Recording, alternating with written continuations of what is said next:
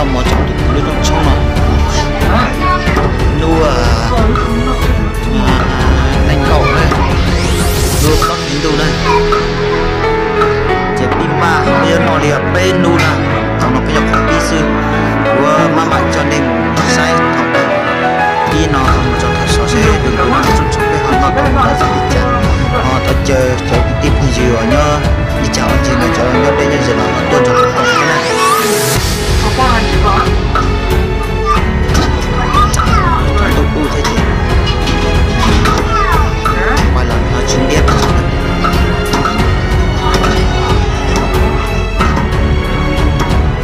nó này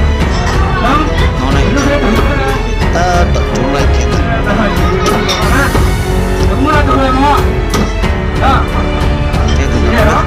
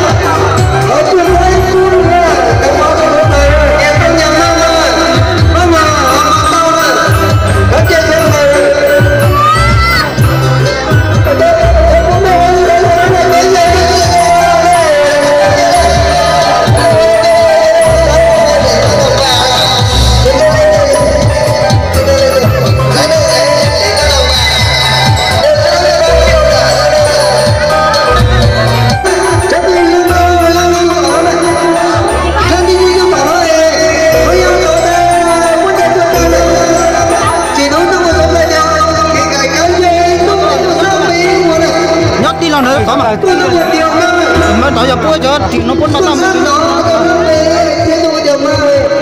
vâng anh chị em cô chú bác đang ngồi trong việc rồi vâng ạ uống trước một năm đầu chén sau đó bây giờ như hai vị cho nên chẳng chẳng một phần không là cũng cảm ơn sắp nhất đến lần của bác một chút thời gian cho sáng làm cho chúng tôi cũng rất là trẻ đang diễn cái này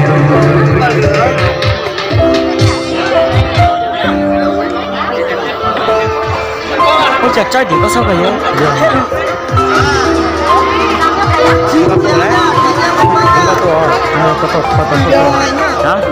cũng một to tao nó tay nó ra một chỗ đó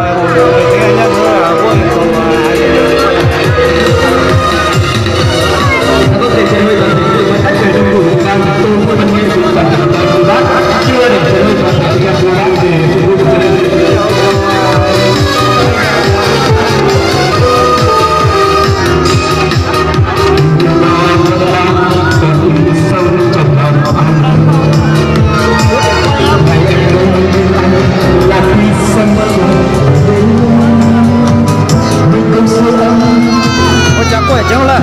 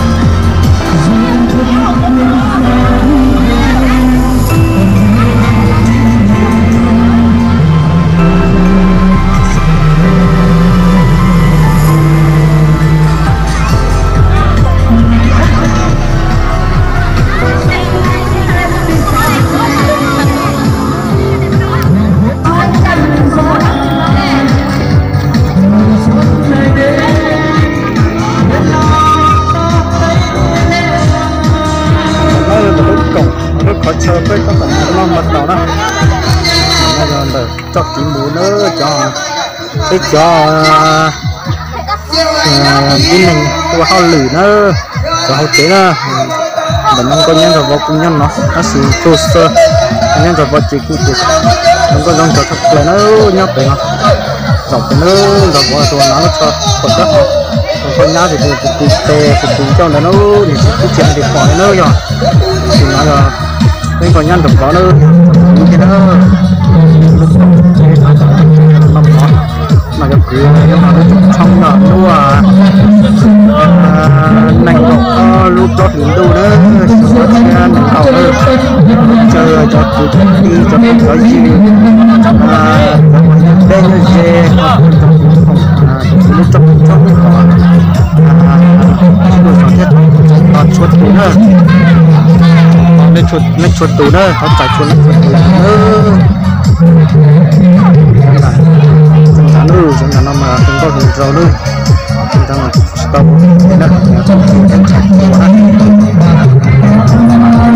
của thiên thạch chùa là cái giò nó mới chiếm cái mùa nó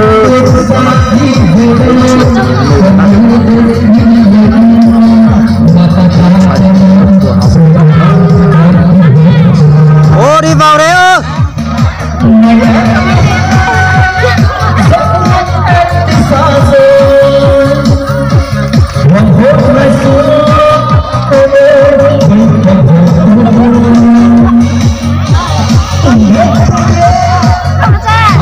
giờ cho nó có uy tín nữa bên cả một hậu nữa bên cả một say cho có những hậu thì qua sẽ có giọt đó cái này cái tát tôi nữa gì bên nó trong thì cho mày được gì nữa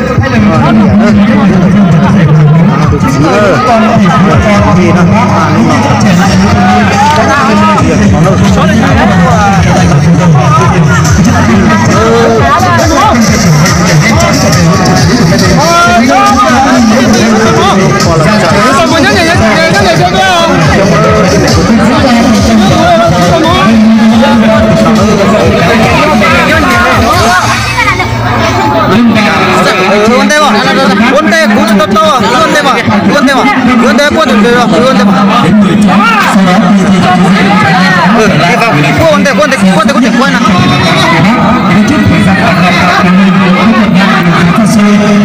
anh em ơi, nó chỉ một con, nó chỉ con này chỉ con thế nữa, chỉ nó làm cái chỗ làm cô thì lại chủ thép con chủ trẻ sẽ chỉ một con này nữa, nè.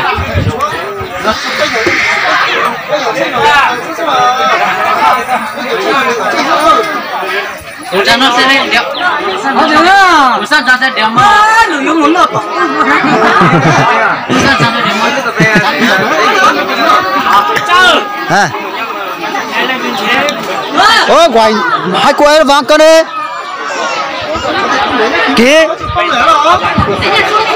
Kìa. Ngoài cô kia sau là ngoài hai cô kia đi bên kia rồi. Chả chỗ húa xuống còn nó con chúng mình nằm mò gì chứ một con à.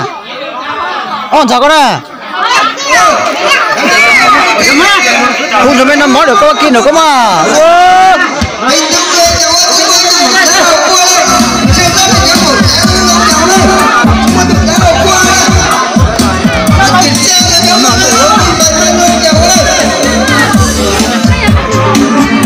Mang tiền muối rất ít rồi chứ. Nếu muốn có thì phải lên đường thôi. Lên đường muối à? Hay là chuyển muối đấy? Một ngày này có một cái muối thì làm sao mút canh có mút được hết đâu. Phải được hai cái muối chứ. Cua chừng được sầu. Phải được hai cái muối cơ mà không đủ thì phải nhà lái anh. Qua nhà ăn quân thì chiều ha.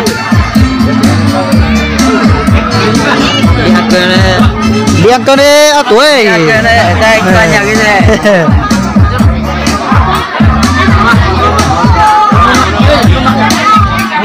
Anh đi ăn canh đây nhá. Không được ăn cơm đâu, ăn canh thôi nhá. Sao nó chỉ có vào đi ăn canh thôi, không được ăn cơm đâu đấy. Giờ đó có tôi.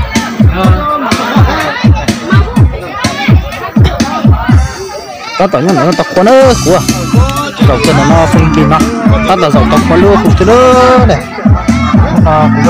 cũng không chơi gì tôi là tôi chơi chị nên nó chỉ lo chỉ lên nữa lo phim thì là tao ta mà cái phong gì tôi là tôi cũng cho cái nó chỉ lo chỉ đó người ta tập cái con nó cái sẽ còn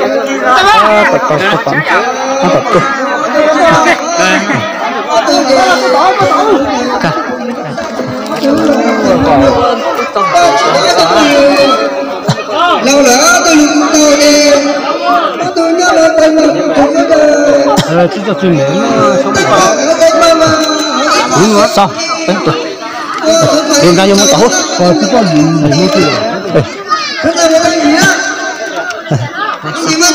sao à cú thành tôm mana cú tua có sao cú chơi hết sót tao mồ biết sao chứ làm hết rồi mà kia mình chôn trong bốn nhân đó nó kêu một cái đó là cái gì hết đúng rồi tối nó giờ cũng đừng cháy nữa sao thế rồi sao nữa sao giờ tuổi sao na giờ tuổi sao đó nè sao cái mà chú sung ai vui đi mà má nó còn ngủ để anh này biết chắc bao thằng ta cũng chỉ là cha cũng sao cơ cái gì chứ tôi biết cô lên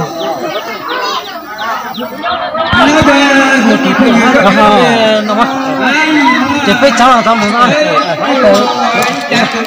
chưa có thể không lấy đây có thể cho chưa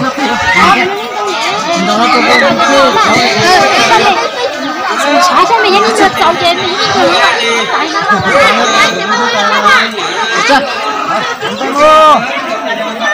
cú nữa họ nói là cú nữa chủ yếu tôi nữa trong xe nó cái chân nó chuột tua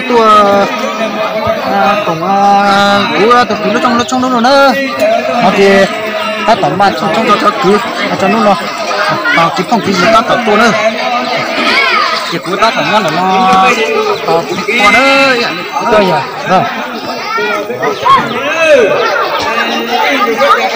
bây giờ có video sẽ là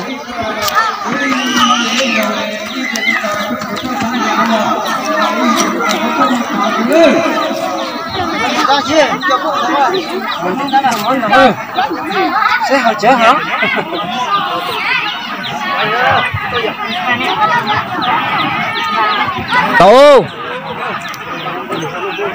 tôi ba mong chào cả người ý này nhắc cái tàu bắp này quá là đúng rồi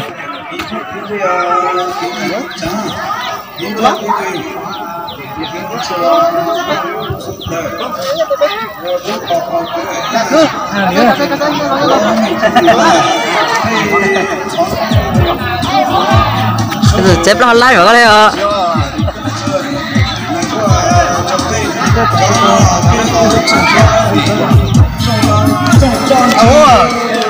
hello chào mọi người nhá kết thúc video của tôi nhá nó sẽ chết được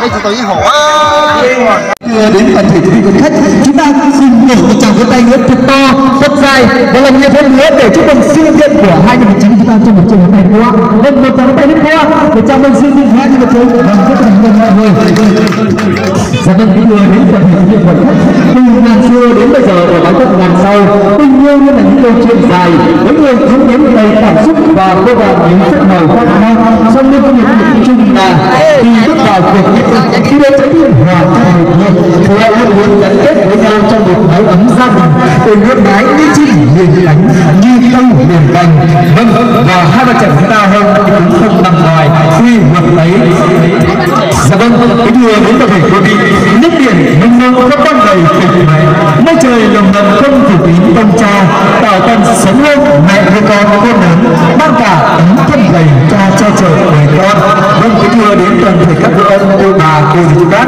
đúng ca khen các bạn trẻ làm những thanh niên gồm ra vâng hai bạn trẻ chúng ta có được ngày vui hôm nay chính là nhờ vào ơn sinh hành dưỡng dục vô kiểu những bậc sinh thành đã luôn là vào thầy chúa để tiên trưởng thành và hôm nay đây chiếc sự chứng kiến của toàn thể quý vị quan khách đó là học viên trẻ đẹp nhất dạng đời nhất trong cái trường ngày hôm của hai bên gia đình cũng như là cha là song thân của cô dâu và chú rể, chúng ta hãy bước về với các đại chính kề cùng nhau ra mắt hội hôn cũng như chuẩn bị gửi những lời chia cảm ơn sâu sắc nhất đến toàn thể quý vị đại biểu ban khách quý cũng như bà con cô bác đã bất chấp thời gian vàng bạc của mình để về chúc phúc mừng hạnh phúc cho đôi vợ chồng. Vâng, xin mời các bác.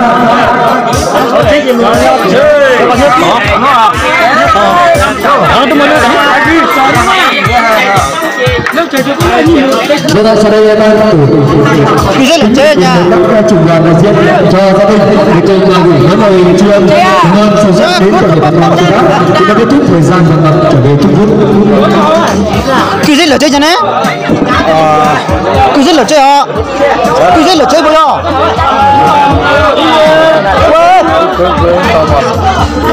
Rất là chơi cho hôm bé vào. Không còn bé vào là giờ còn là gió mà. Bé vào. Đại diện các đứa. Bài vừa rồi.